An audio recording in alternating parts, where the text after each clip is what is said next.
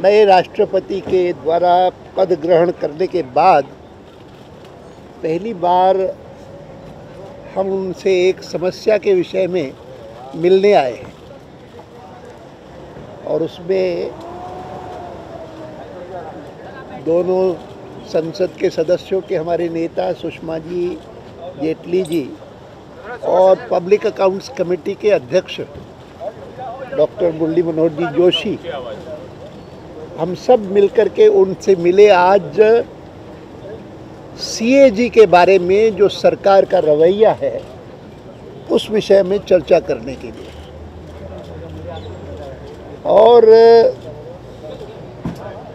हमने उन्हें कहा कि जहाँ तक भ्रष्टाचार के खिलाफ हमारी लड़ाई है वह तो संसद के भीतर और संसद के बाहर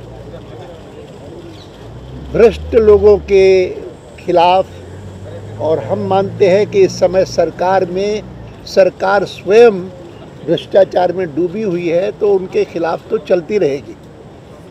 लेकिन आपके पास, राष्ट्रपति जी के पास जो हम आज आए हैं उसमें हमारी चिंता है कि इस लड़ाई में अगर संवैधानिक संस्थाएं कमज़ोर की जाती है या उनका यथोचित जैसा सम्मान होना चाहिए वह नहीं होता तो हमको लगता है कि आपका हस्तक्षेप ज़रूरी है। और हमने उनको बताया कि किस प्रकार से पिछले दिनों में स्वयं प्रधानमंत्री ने जो वक्तव्य संसद में दिया, पीएमओ की तरफ से हुआ, वह सीएजी के खिलाफ है।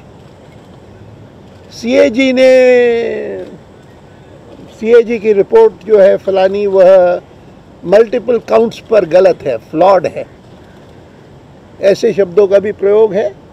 और जब स्वयं प्रधानमंत्री ऐसी भाषा बोलते हैं तो फिर उनके अनुयायियों को तो एक प्रकार से लाइसेंस मिलता है। और जिस बात को देख करके हमको बहुत अफसोस हुआ, कांग्रेस पार्टी के प्रवक्ता ने कहा कि सीएजी और भारतीय जनता पार्टी ने मिलकर के और संसद को चलने नहीं दिया। और कई प्रकार के मोटिव्स एट्रीब्यूट किए सीएजी को, और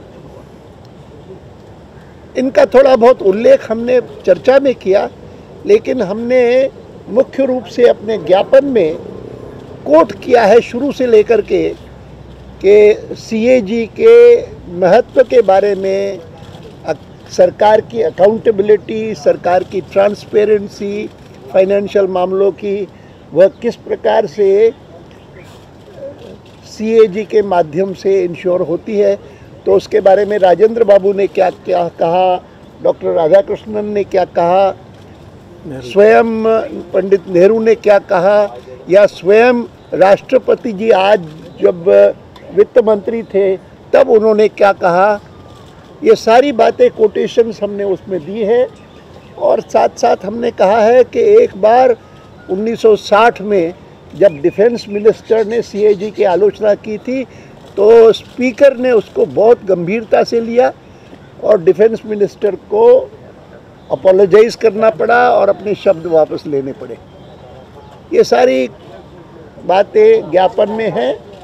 और हमने कहा कि क्योंकि ये एक महत्वपूर्ण संवैधानिक संस्थान है जिसके बारे में अगर सरकार ये रवैया अपनाए तो हमारी राय है कि आपका हस्तक्षेप ज़रूरी बन जाता है। हमने उनसे इस ज्ञापन में भी यही बात कही है कि आपको इस मामले में इंटरवीन करना चाहिए और सरकार को एडवाइस देनी चाहिए कि इस प्रकार से सीएजी की आलोचना करना अनुचित होगा।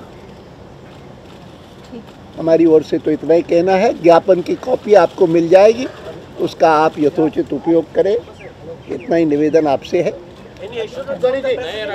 उन्होंने कहा कि हम आपकी जितनी सारी बातें हैं उनको मैं ध्यान में रख करके जो भी उचित होगा मैं करूँगा. Sir, whatever you said in Hindi, nutshell in English, you can just give me that. Nutshell is that we had come to the new Rashtrapati after his election for the first time with a request. Earlier, I had occasion, and my colleagues also, we have had occasion to visit either the Independence Day reception here or the Iftar party here.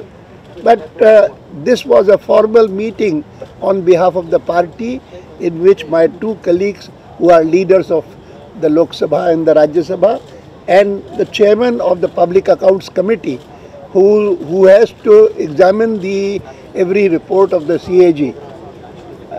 We all jointly came to request him that while our battle against corruption will continue against the government in Parliament and outside Parliament, we had come to the Rashtrapati because it is his duty as defender of the Constitution to intervene if any constitutional institution is sought to be undermined or weakened. Therefore, we had come.